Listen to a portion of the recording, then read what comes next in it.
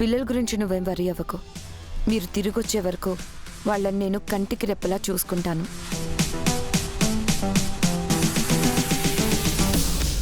కావాలంటే ఎప్పటికప్పుడు నీకు అప్డేట్ ఇస్తూ ఉంటాను. ఇదేంటి రాథోడ్, తను ఇక్కడే ఉండిపోతున్నట్టు చెప్తుంది. కొంప తీసి కాశ్మీర్ రాదా ఏంటి?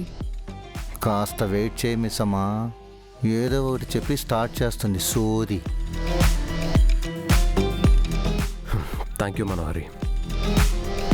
నువ్వు పిల్లల్ని చూసుకుంటావనే ధైర్యంతోనే నేను కాశ్మీర్ వెళ్తున్నాను. నిజానికి నేను ఒక్కడే వెళ్లాల్సింది. నా ఫ్రెండ్ బలవంతం చేయబట్టి బాగీని తీసుకెళ్లాల్సి వస్తుంది. మీకు ఇష్టం లేకపోతే నేను రానులేండి. అయ్యో, మీరు వెళ్ళకపోతే సింగు సారు మళ్ళీ ఫీల్ అవుతారు మిస్సమ్మా. నన్ను వెంట తీసుకెళ్ళడానికి ఈయన ఫీల్ అవుతున్నారు కదా రాథోడ్. చూసావా మనోహరి, అక్కడికి అమరేంద్రతో వెళ్ళటం బాగీకి ఇష్టం లేనట్టు ఎలా బిల్డప్ ఇస్తుందో. దానికి ఇస్తానుగా ఇప్పుడు జలక.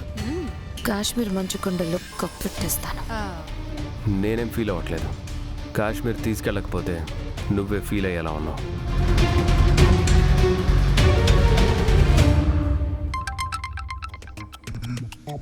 హలో, ఏంటి? ఎప్పుడు?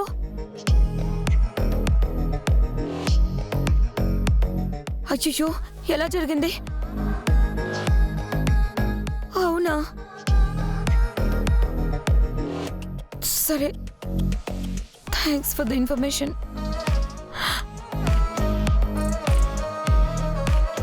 ఏంటి మనోహరి, ఏమైంది?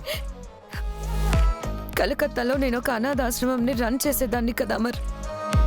ఆ ఆశ్రమం వార్డెన్ చనిపోయారంట.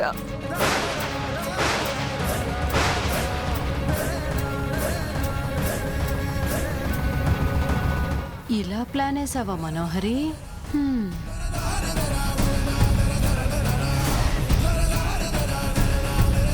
చనిపోయారా? ఇప్పుడే పాపం ఆవిడ చనిపోతూ నన్నే తలుచుకున్నారంట. దీన్ని తలుచుకుంటూ చనిపోయే వాళ్ళు కూడా ఉన్నారా? కాశ్మీర్ వెళ్ళడానికి కోల్కతా నాటకం ఆడుతుంది మిస్సమ్మా. నేనంటే ఆవిడికి ఎంతో ప్రేమ, అభిమానం. నా బ్యాడ్ లక్, ఆవిడ ఆఖరి క్షణాల్లో దగ్గర లేకుండా పోయాను. బాధపడకు మనోహరి, ఆవిడ అంత్యక్రియలకి నువ్వు వెళ్ళాలి కదా. వెళ్ళాలి అమర్, కానీ నేను కలకత్తా వెళ్తే ఇక్కడ పిల్లల్ని ఎవరు చూసుకుంటారు? పాపం, ఆవిడ నన్ను కన్న కూతురులాగా చూసుకుంది. నేను కూడా ఆవిడ అమ్మలాగా ఫీల్ అయ్యేదాన్ని. మీ మధ్య అంత బాండింగ్ ఉన్నప్పుడు ఆవిడ అంత్యక్రియలకి నువ్వెళ్ళకపోతే ఎలా మనోహరి? అవును మనోహరి, నువ్వు ఆవిడ్ని ఆఖరి చూపైనా చూడాలి కదా. కావాలంటే మేం ప్రోగ్రామ్ క్యాన్సిల్ చేసుకుంటాం.